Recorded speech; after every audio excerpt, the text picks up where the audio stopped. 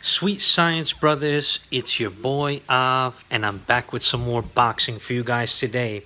And this is a special installment of my Gennady Golovkin and the Haters, Volume 3. That's right, my brothers, this is a Volume 3. Triple G and the Haters. Now, Triple G, he just came off that big win against Daniel Jacobs. Yeah, it wasn't his best performance, and it was the first fight to go 12 rounds, but Triple G came up with the W. He had the ring generalship, and he had to outbox Jacobs, who was a moving target and wasn't trying to take any risks. So Triple G got the W, and now we're back with Volume 3. So the haters are out, and they're saying Triple G got exposed. Triple G got exposed. And they keep repeating this shit. And they're saying it was a robbery. It was a robbery. It's hilarious, man. It's hilarious. All of these guys who did not even pick Danny Jacobs to win, didn't even pick Danny Jacobs to survive. You know what I'm saying? Like, these are the same guys that hate Triple G, but at the same time we're saying, oh, Triple G's going to stop him in the second half of the fight. I mean, let's be honest here. That was the prevailing opinion. That was the prevailing opinion. It was Triple G's going to stop him in the second half of the fight. Everyone was leaning towards round 9. Because round 9 is a fucking dangerous round in the history of boxing. Let's be real about that. It's a deadly round. 7 through 9 are those fucking danger rounds. Anyway, especially when you're in there with Triple G. Game over. So anyway, what I'm trying to say is all of these suckers were like, oh, you know, they didn't even give Danny Jacobs a chance. And now the guy makes it 12 rounds and it's like, it was a robbery. It was a robbery. Kovalev versus Andre Ward, that was a fucking robbery. Don't come to me with a robbery, bro. Triple G won that fight. Clear win. 8-4 plus knockdown. Which on a scorecard looks like a 9-3. If you didn't know. So anyway, it was a clear win by Triple G. He controlled the ring. He did what he had to do. We already spoke about Triple G, Danny Jacobs. But this is the point in time where we're making this Volume 3, because what were we hearing during Volume 2? We were hearing, oh, Triple G didn't fight nobody. No, in Volume 1, Triple G didn't fight nobody. He didn't fight nobody. Meanwhile, you know, little by little, Triple G's resume is starting to look damn fine. You know what I mean? Like, this guy is knocked out. Stopped David Lemieux. Knocked out Stevens, stopped him, beat Willie Monroe, beating all these guys. Even Dominic Wade, who was a total bum, was totally undefeated. Ain't nobody beat no Dominic Wade that we saw. Who beat him? No one. Only Triple G did. Yeah, he was a bum. Yeah, he was nobody. But believe me, people will be on that hype train. If Triple G didn't exist, Dominic Wade would be a champion right now. You know what I'm saying? Like, it would have been Dominic Wade versus, Danny Jacobs at Madison Square Garden. I mean, this is a reality for you suckers out there who don't like Triple G. You know what I mean? So, these guys, all of these guys, they're just piling on, getting knocked out, getting dominated. Triple G is the first man to stop Martin Murray, who should have been the lineal middleweight champion. I mean, we discussed this in Triple G and the Haters, Triple G and the Haters Volume 2, and now we're finally at Volume 3. And what has happened since Volume 2? What has happened? Well, Triple G made a massive payday, and he got to fight the best welterweight in the world, Kell Brook. He went to England, had a pay-per-view. The pay-per-view numbers were 500,000 plus buys in England. And Triple G made he made a guarantee of $5 million. He didn't get a piece of the pay-per-view pie because that was part of the agreement with Kell Brook and his team. So Kell Brook ended up getting 8 to 10. Triple G made 5 guaranteed. But one thing about Triple G's cash flow that isn't discussed is his international revenue. All that international revenue went to Triple G. All the money, like the German channels, the Eastern European channels, all of that money goes to Triple G. And ain't nobody, like, no one knows how much he's making, but it's millions of dollars for every fight. Millions. How that splits with his management team and promoters, I'm not sure, and I don't care really. But since you suckers are so into financials, just know there is about a $5 to $7 million upside in every single one of Triple G's fights. For all that Kazakh money, that Russian money, that German money, that African money, that money, all those international channels, they pay Triple G. He gets that money. Understand that. Understand that shit. All right, so there's upside. Like, this dude is making money. You're not aware, but he is making money. And this video is Gennady Golovkin and the haters. The fucking haters. And that's what this video is for, because you guys are always talking about numbers and money and pay-per-view buys.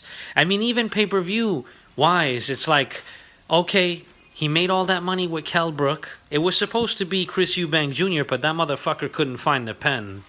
So we ended up getting Kell Brook. And you know why we got Kell Brook? 2 reasons. Number 1, Kell Brook has fucking balls, and he's a boss dog. That's number 1. And number 2, Eddie Hearn don't fuck around. You see? Because the Eubanks were talking a lot of shit calling out Triple G. So Triple G and his team started negotiating with the promoter, and all of a sudden these guys couldn't find a pen to sign that contract once that heat got too real. Okay? So what ended up happening was Eddie Hearn ain't a man that wastes his time. You understand? He don't waste his time. So he had another guy, floated the offer. Kell Brook was like, I'm down to fight Triple G. He just saw Amir Khan make all that money getting knocked out by Canelo. So he figured, hey, I'm going to do everything Amir Khan does. Oh, you got knocked out by Canelo? Well, guess what? I'm going to go fight Triple G and get my ass stopped in the 5th round, baby. It is what it is. So anyway, Eddie Hearn ain't the type of man who's going to waste his time, so he got another replacement. This dude wanted to fight Triple G. Triple G and his team got upset, got jerked around for 3 months and said, no, let's make this fight happen. Big drama show in the UK, baby. And that's what we got. And it was a huge success, man. Let me tell you. It was something like 25 to 30,000 fans filled up a stadium. Tickets sold out. From what I remember, the tickets sold out in like 11 minutes, bro. Like, it ain't a game when Triple G goes to the UK. And I hope he'll go back there very soon, you know? So now, after that, all we heard from the haters was like, oh, Triple G, he's fighting welterweights. Boo-hoo. Blah, blah, blah. Why don't he fight people his own size? And they were talking all of that shit. Meanwhile, one of the greatest middleweights of all time, Marvin Hagler, his best fights were against welterweights and lightweights that came up. Let's keep it 100%, shall we? And he lost to a welterweight too. How about that one? Marvin Hagler lost to Sugar Ray Leonard. It is what it is. I'm not saying who's better or who's worse. I'm just keeping it 100 with you. Like, Triple G is a historic middleweight who's done what other historic middleweights have done. And he's probably better than them. I'm just saying. Let's not get into that. It don't matter who's better. The point is, you're watching history in the fucking making. That's the point. You don't like Triple G? Well, too bad for you, jackass. Because just like Klitschko, he's here to stay. This is a reign. What's happening? What you're witnessing is a reign. A middleweight reign. A reign of terror, if you will. That's what you're witnessing right now. So, all of this criticism for Triple G, based off of something that Marvin Hagler did, and then based off of something that Bernard Hopkins did. Like, you look at Bernard Hopkins' middleweight reign. Shout out to Precise Presenter, by the way, who has a phenomenal video about it. He mentioned, he put that magnifying glass on Bernard Hopkins and Marvin Hagler, and he put the magnifying glass on their records, and he really did the research. All I can say is, after watching that video, I didn't even realize that, Bernard Hopkins has a rubber match. He has a fucking trilogy against a bum. Against a nobody in the middleweight division. So he has the middleweight title defense record, and there are 3 fights, a motherfucking trilogy against a bum on that middleweight defense record. All right? It is what it is. And these are fucking facts. You don't like it, too bad. But B-Hop, he fought Oscar De La Hoya, who moved up. He fought Tito Trinidad, who moved up. You know what I'm saying? So this ain't something like Triple G invented. Oh, Triple G so bad. And let's keep it 100, shall we? I consider Kell Brook to be the most dangerous guy in the welterweight division. I'll bet that damage that Triple G did to his face, shattered his orbital bone, that has lowered his stock, in my opinion. I hope that injury doesn't get exploited by Errol Spence. But we're going to talk about that fight in another day. My point is, Triple G had that big fight with Kell Brook. How about that? Got paid lovely. Knocked the guy out too. Big time. Stopped him. Gave him his first L. Alright? And now we've come to Daniel Jacobs. Daniel Jacobs, finally, huh? The guy had the WBA regular title since 2014 and had not opted to fight the super champion in all of this time. And all of this time, you know, there were excuses. He went ahead and fought, a super middleweight in Sergio Mora twice. He fought him twice and even got knocked down one time from this guy. This guy's a bum. I mean, for middleweight, like you gotta rematch Sergio Mora. You know what I'm saying? And then he had that impressive win against Quillen, but at the same time, it's like he might have caught Quillen cold. To be straightforward with you, I was there live, by the way. I was there live. Quillen versus Jacobs, I had the best seats ever. I had a Connect for the Barclays Center, and I was getting tickets all the time. That Connect got deaded now, but it is what it is. My point is, I was in like seat 7 there. I was like, he wiped out Peter Quillen real quick. But I'll tell you something. He might have caught him cold, really. Stiffed him. He got stiffened up with a big shot. He gave him a combo, and, he jumped on him. He did what he was supposed to do, but it just looked to me like he caught Quillen cold, like Quillen wasn't really warm. Maybe he didn't warm up. I mean, it don't matter. It's a phenomenal, sensational win. I'm just saying, we really don't know what happened. It could have been a quick, he could have just maybe stunned him real quick, jumped on him, and the ref saved him from himself, and it is what it is. The point is, Danny Jacobs, who I don't see any other middleweights beating Danny Jacobs except possibly David Lemieux or that other guy, Kurtzides, maybe. But I'd have to see those fights. I would not consider Danny Jacobs an underdog against those guys. So I think Danny Jacobs is the best middleweight out there other than Triple G. Triple G beat him, won the fight clearly. The judges' scorecards were a little closer than they should have been, but he won the fight. I was there live, by the way. Had to pay for those tickets, but it is what it is. Now, on to bigger and better things here. So, Triple G last year wasn't able to fight 3 times. He's been fighting 3 to 4 times, and he wasn't able to do that last time. And that can be attributed to Canelo and Eubanks jerking him around for a couple of months and slowing down his progress. Unfortunately, we only got to see Triple G twice last year. That mistake is not going to be repeated this year. Triple G is on course for a middleweight unification fight with Billy Joe Saunders. All systems seem to be go. I believe they have a verbal agreement, but he just had to get past Danny Jacobs, and everything looks like it's already a done deal. And Triple G is supposed to be fighting, I think it's June 10th, at that Kazakhstan Expo. It's going to be a huge, massive fight. And supposedly, it's not official yet, but all the rumors, all the reports, and all the shit talking on Twitter, it appears that the fight's signed and sealed and delivered. We just need that official announcement.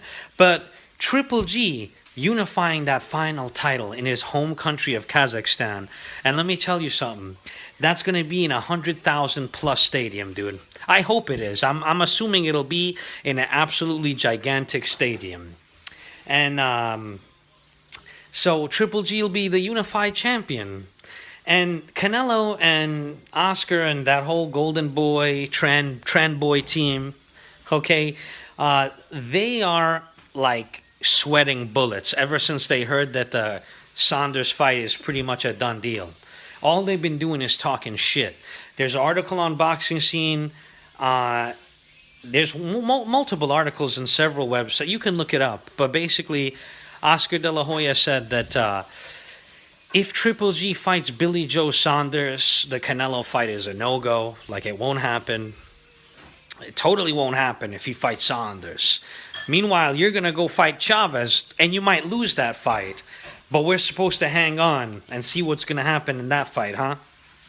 Anyway, he's threatening Triple G and his team, and it's exactly like last year. He's trying to fight 3 times. He's trying to do what he's got to do, and these guys are all trying to slow him down. And honestly, if you look at the landscape of boxing, it's not just Golden Boy. It's like just a lot of people don't like Triple G or K2. They can't stand these guys. They wish they weren't around. And there's so many people who'll be getting bread right now if it wasn't for Triple G. Like, at least 2 of those middleweight belts would be in England right now. And they would be hyping those two guys in England would both hold those titles down, and they'd be fighting a bunch of bombs and hyping up a big fight with them, and Canelo would have a belt, and Danny Jacobs would probably have the Super WBA, and everybody would be eating food. Like, Heyman would be making money in the middleweight division, Golden Boy, probably Eddie Hearn, and maybe even the other one who's, what's the other guy's name? It's Eddie Hearn, and then that other one. It doesn't matter. Sky Sports versus Box Nation, all that. You guys know the deal.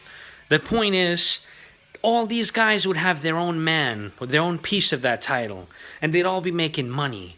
But because Triple G has unified the whole division other than that last belt, you know, that's a money train situation. And a lot of boxing insiders, promoters, they were all kind of colluding for a while, hoping that Triple G will slow down, hoping that he'll go away, hoping that some young bum that no one knows about might beat him. You know, like, they've been hoping and trying. Like, we've had Billy Joe Saunders, what is it now, almost 2 years Triple G's trying to get a fight with this guy, 1.5 years, since he won that title. Because Triple G and his promotional team already had an agreement with, it was a verbal agreement with Andy Lee, that if he beat Billy Joe Saunders, he was going to unify with Triple G. So that got deaded when Billy Joe Saunders won. And then the guy was asking for money that he technically, he's not worth $6 million. I don't think he's worth that kind of money, but maybe he is. Fuck it, you know? Like, get that belt. My point is, finally, Triple G is going to get everything. And you know, he finally got Daniel Jacobs, which he was waiting. Daniel Jacobs was never even a champion. He was just a man, though. But he had a name, and you know, everyone's criticizing Triple G's resume, so he wanted to go ahead and fight him. And I want you guys to understand how glorious Triple G's reign is. I just want this to settle in. Daniel Jacobs, who's an extremely talented fighter in the middleweight division, very dangerous, was Triple G's mandatory for more than 2 years. And then finally, the WBA had to step in and force him to take that fight. And then finally, when they forced him to take the fight, the stipulation is that the super champion gets 75%, and the regular champion, who's not even a champion, but the mandatory, he gets 25%. And they were going to give up their shot. They were basically going to walk away from the table. So Triple G had to pay this guy money that he technically wasn't even worth. Because Triple G could have just been like, you take the 25%, or, you know, let them strip you, I'll fight the guy under you, and you could go drop dead. Like, he could have done that. He was at liberty to do so. But because Triple G is the truth, because he loves boxing, he said, no, I want to make this hard-ass fight that I might lose. I want to make this fight. And then he went ahead and got Daniel Jacobs paid. He gave him the money, the extra money that he wanted, and he had to take that out of his own purse. So I don't know the exact particulars, but Daniel Jacobs made something like almost $2 million. And he's going to get some upside. He probably is going to come out with 2 something. Triple G had 2.5. He had 1.75 mil, but they're both going to get a little more than that at the end. So my point is, he made that fight, and he made that fight for us, for the fans, because he could have. Triple G is the A side, baby, by force. He's not the A side monetarily, But he is the A side by virtue of sheer, like the weight, the tremendous weight of his balls, and the ability that he has, the fact that he's taken those belts by force. That is how he became the A side. That is why he is the A side. King G, Triple G, baby. He gave us that fight. He didn't have to. He could have just said, you're getting your 25%. You're fighting where I want you to fight me. Or we'll go to purse bid and let your powerful promoter, manager, Al Heyman, bid as high as he wants because I'm getting 75% of that shit. He could have done that. And he could have just said, listen, you like it? Take it. If you don't like it, vacate. You know, he could have done that. But no. Triple G said, nah, keep negotiating. I'll give you what you want. I want your ass in the ring, Danny. And guess what? He made the fight happen. He paid him and he beat him. And the best part about the whole situation is Danny Jacobs and his team refused to sign a contract with Triple G that had a rematch clause on it. They refused. Al Heyman and all of them were like, no rematch clause. So if Danny Jacobs beat Triple G, that's it. Boom. No rematch. They would have had Triple G on the back burner for 2 or 3 years. It would have been done. Straightforward. But now that Danny Jacobs lost and it was close and they saw that he came close to winning, which he really didn't come close, but according to the judges' scorecards, it was closer than it should have been. My point, my friends, is that he made that fucking fight for us. And to shut up the fucking haters and dominate, beat Danny Jacobs and have him on his resume. You understand? Triple G did that shit for boxing. For fucking boxing. You know? And now De La Hoya is trying to stop history from happening by saying if you unify with Billy Joe Saunders, the fight is off. The fight is off. That's basically what Oscar De La Puto is saying. That's what he's saying. And you want to know what I think, bro? And you want to know what's going to happen? Because I'll tell you. All right? Triple G is going to fight Billy Joe Saunders. He's going to unify the fucking division in Kazakhstan. That's going to go down. And if Oscar De La Hoya and Canelo don't like it, then go ahead and fight someone else, pussies. You're probably going to fight someone else anyway. You didn't have no intention of fighting Triple G. You vacated your shit. And Triple G, I want to remind you guys something. Triple G was Canelo's mandatory. So all he was entitled to was 25%. Let's keep it 100 fucking percent.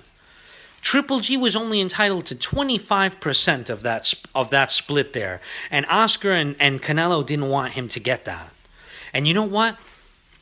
If I were Triple G's manager, if I were Tom Loeffler right now, I would go unify.